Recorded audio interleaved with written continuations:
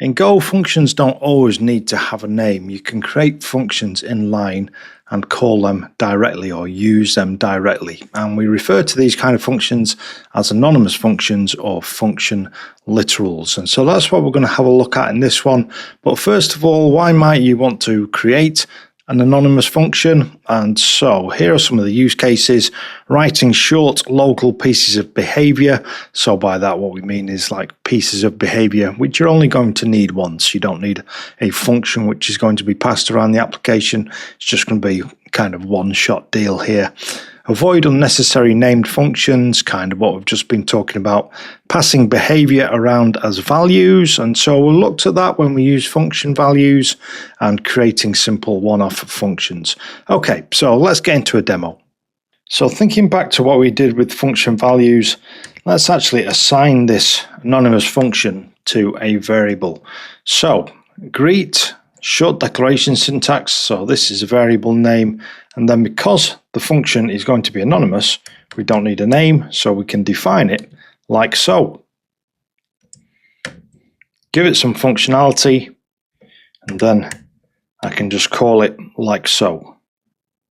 Go run main.go, and so as you can see, our function works. So what we did there was we created an anonymous function, all in line, assigned to a variable, and because functions are just values like other things like integers, like strings, we were able to assign it to that variable and then call that as a function. So the three things to note there: the function has no name, it is assigned directly to a variable or can be assigned directly to a variable, and calling the variable runs the function. And anonymous functions can take parameters and return values just the same as any other function. So here we've created another anonymous function. It's going to take two integers and return an integer. Inside of the function, we're simply adding a plus b and returning that. And as we assigned this to a variable, we can then call that variable just like any other function. We're storing the value in result, and let's just go and run this and print it out. So as you can see, we get 7. This works just like if you had a named function. Okay, now there you saw that we defined it, assigned it to a variable, and then called it. You can actually do it all in one step. Let me show you how you can do that.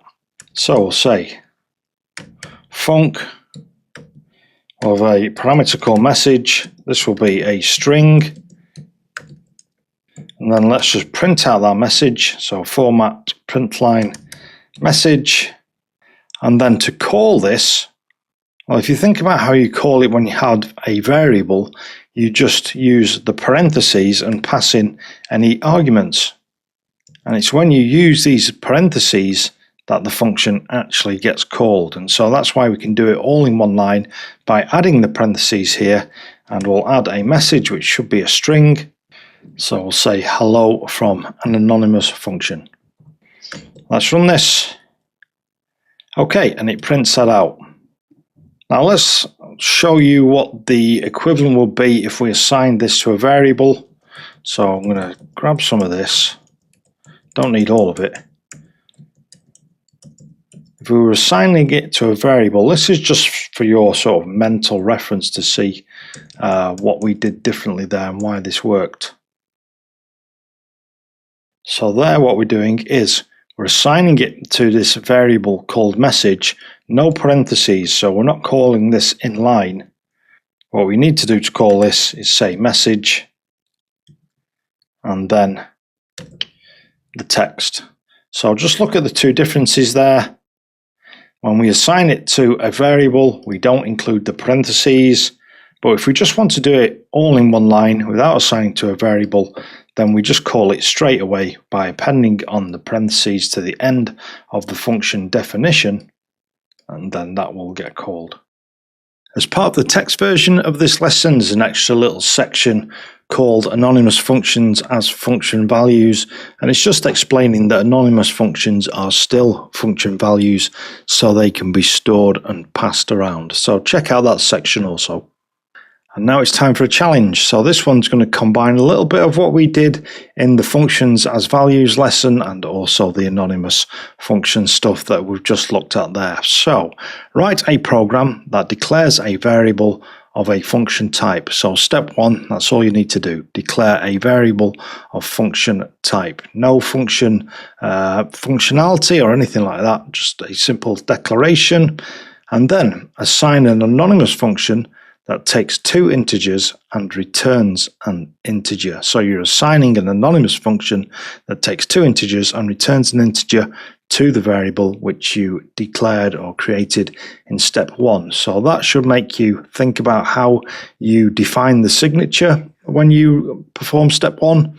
Then finally, what you need to do is just call that function, so appending the parentheses onto the variable and print out the result. I'm sure you can do this.